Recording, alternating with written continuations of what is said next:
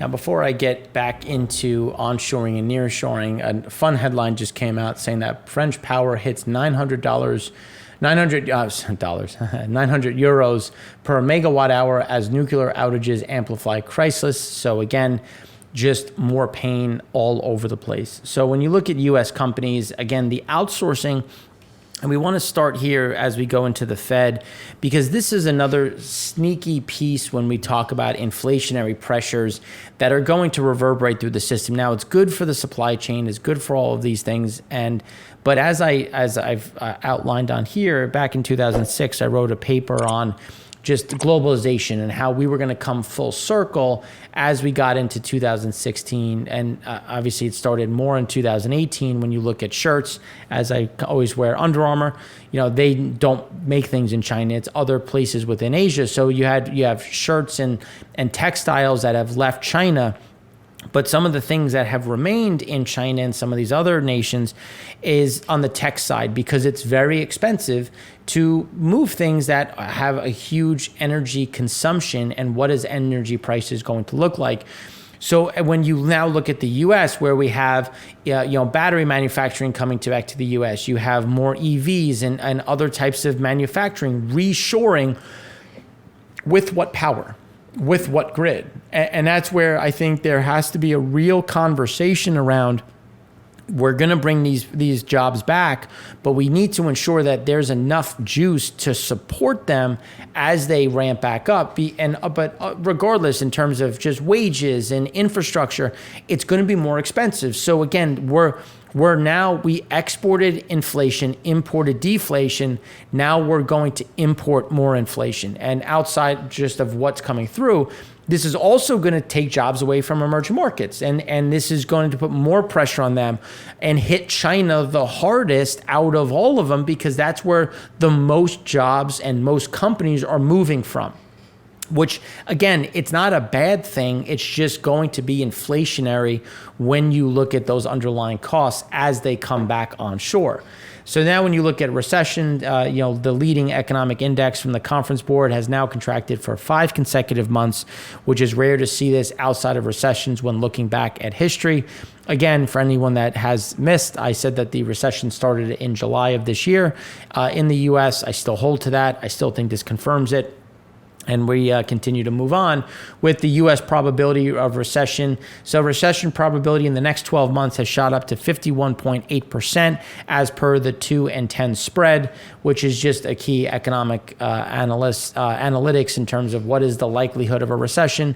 So there's a lot of pressure to come when we look at some of these, just what the curve is telling us, what I think mentally we all know is there, and it's just a matter of accepting it. The Fed tightening cycle, it just gives you an idea of how quickly we've tightened. I think the pace is going to remain up. I don't think there's going to be a waffling by Powell or the Fed.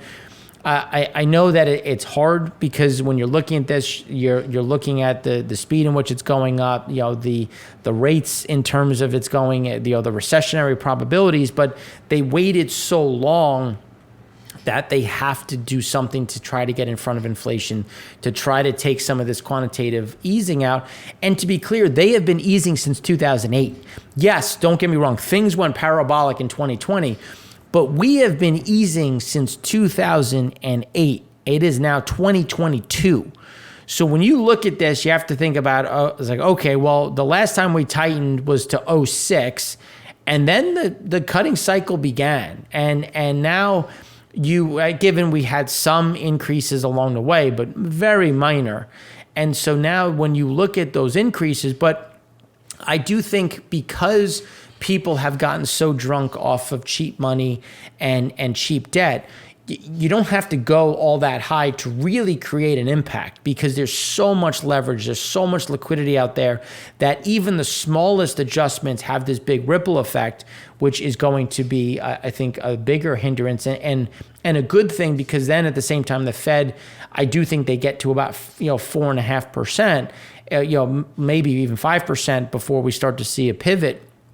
but it's just going to be of how quickly does the market react. But regardless, that's going to put the dollar higher. That's going to create even more pain, because if you remember, US dollar denominated debt has only increased, and it went parabolic from 2014 on, putting emerging markets, governments and companies into an even bigger problem. So assets, you can see that the tightening is starting, it's rolling over, but it's been very minimal. Like, we're not seeing this huge shift right now.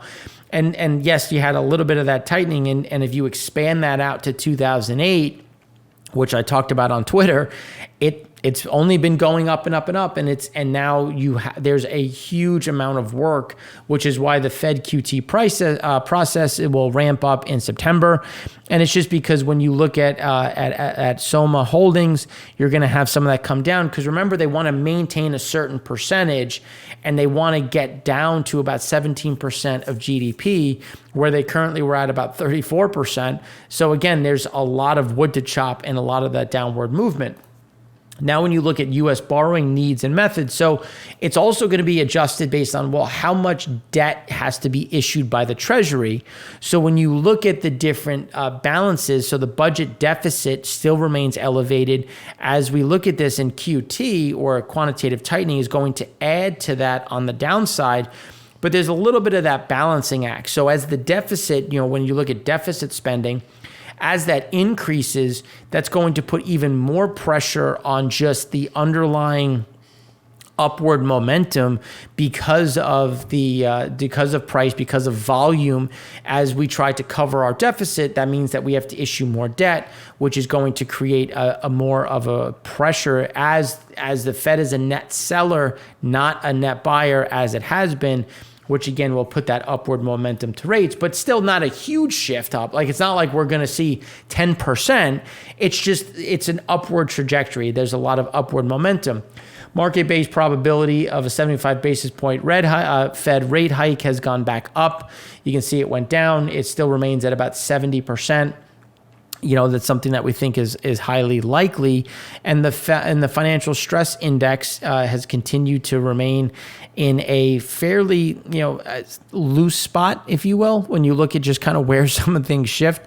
So it's just showing that there is opportunity to, again, tighten.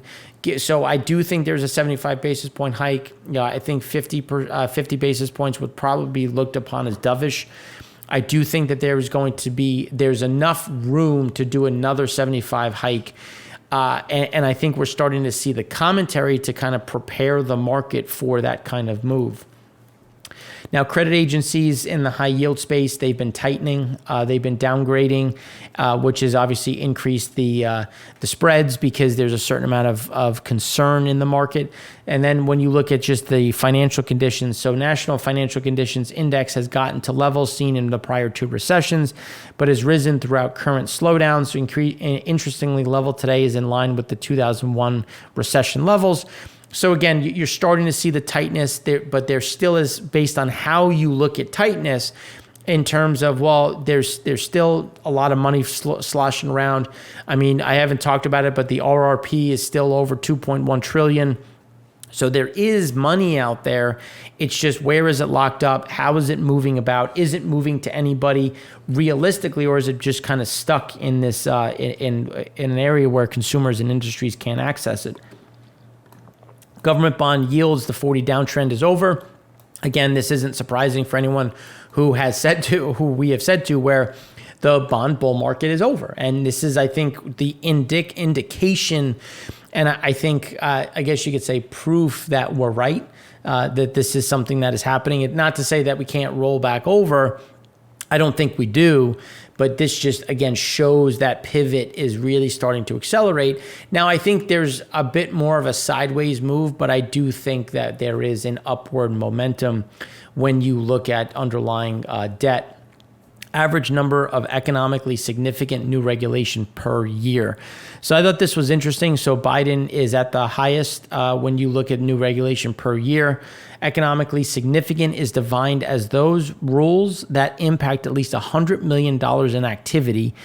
And then when you look at the lobbying, so you have the most ever, but it's important because as you look at what is happening with regulations, it's a slippery slope. And this is what we've talked about incessantly. When you look at, as you start to add regulations, more regulations become necessary because you can't plan for everything. And that's the problem with centrally planned economies, is there's always an ancillary. There's always a side impact, some reverberating piece that you didn't account for.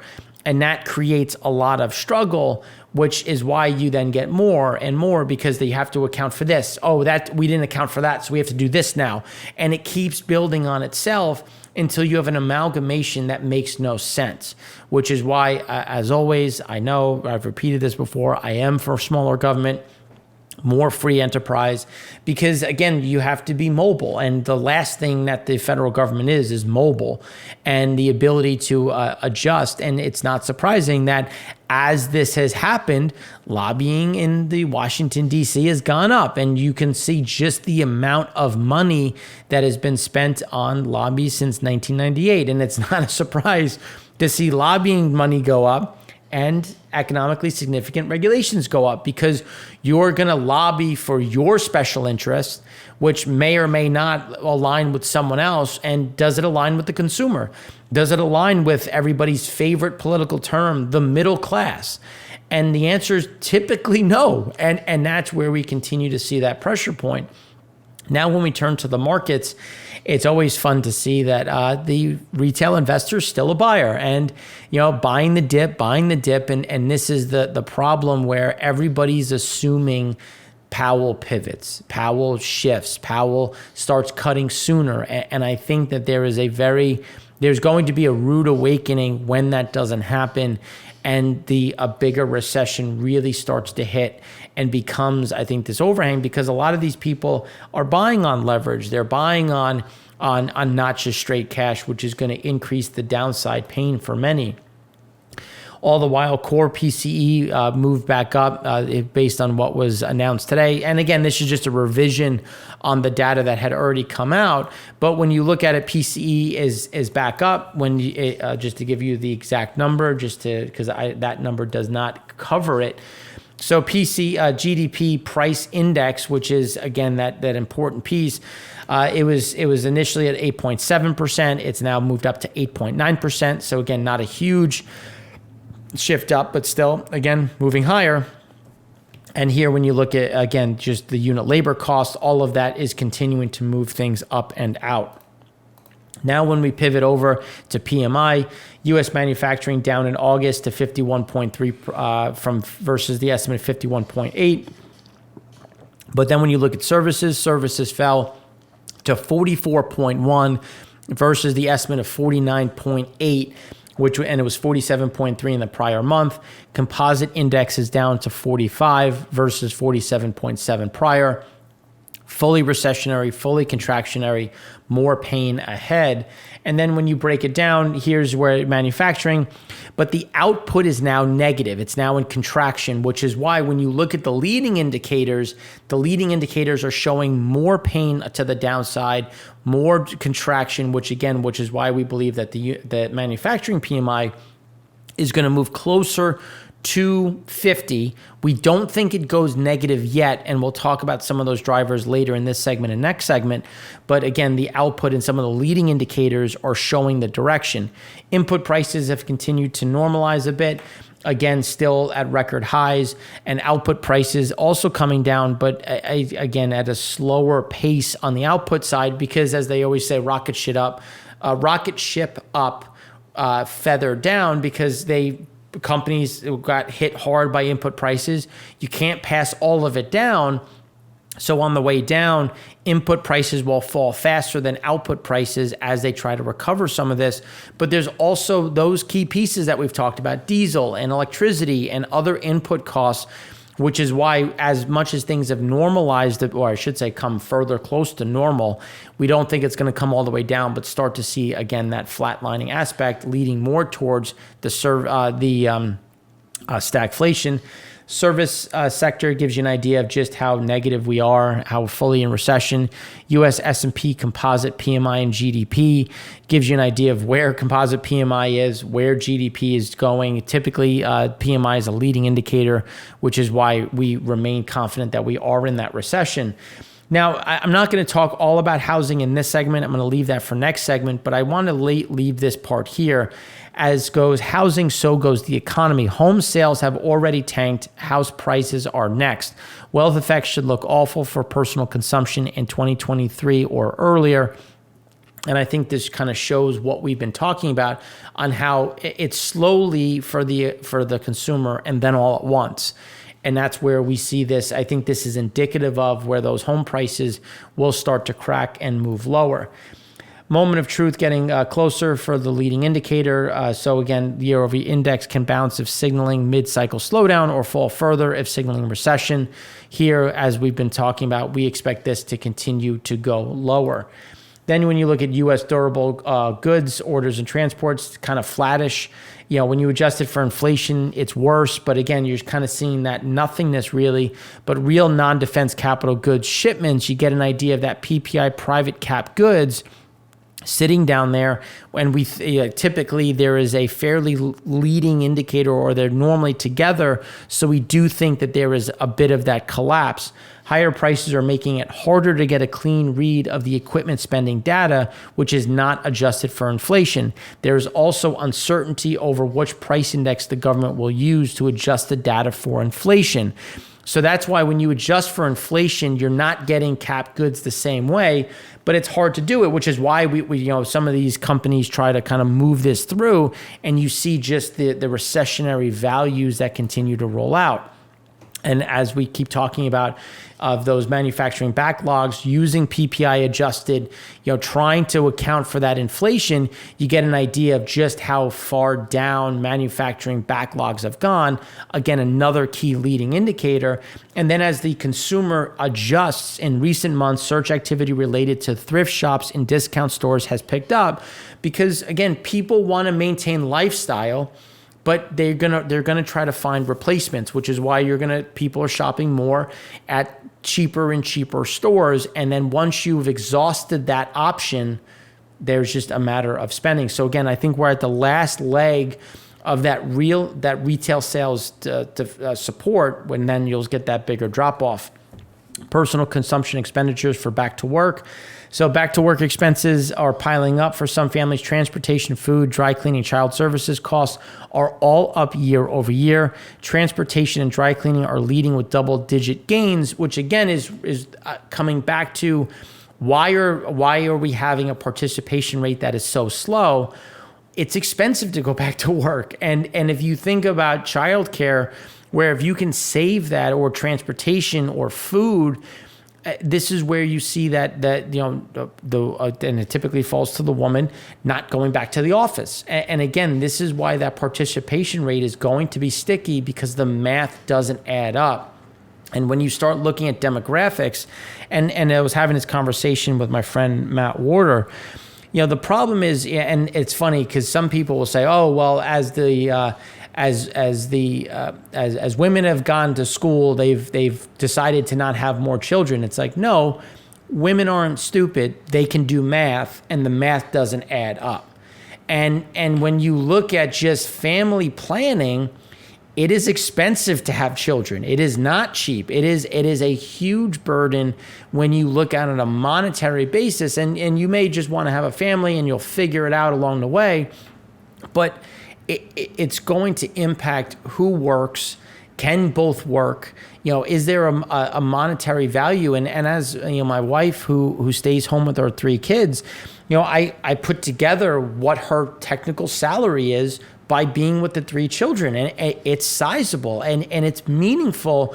And when you look at where money is tight for some, it's sometimes it's the swing where if you don't have to pay these things, yes, you're not bringing in as much income, but you're also not paying as much cost. You're also not making as much money, so you fall in the tax bracket, so you get to pay less taxes, you get to defer some of the costs, and again, you can see how that piles up quickly. Now, when you look at e-commerce, after adjusting for inflation, e-commerce retail sales fell 2% over the last year, with data going back to 2000. The only other time we've seen negative real e-commerce sales was during the 08-09 recession, something that we think continues. And then looking at the durable goods side, again, durable goods orders unchanged at 0.8% versus the unchanged versus the estimate of 0.8. So again, you're rolling over, but not anywhere meaningful. It's just kind of flatlining.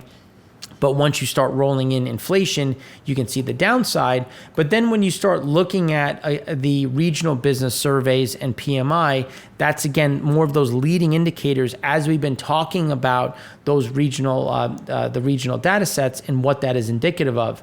Chicago Fed National Activity Index, Chicago Fed bounced back to in July. To 0.27 from versus the estimate of negative 0.25.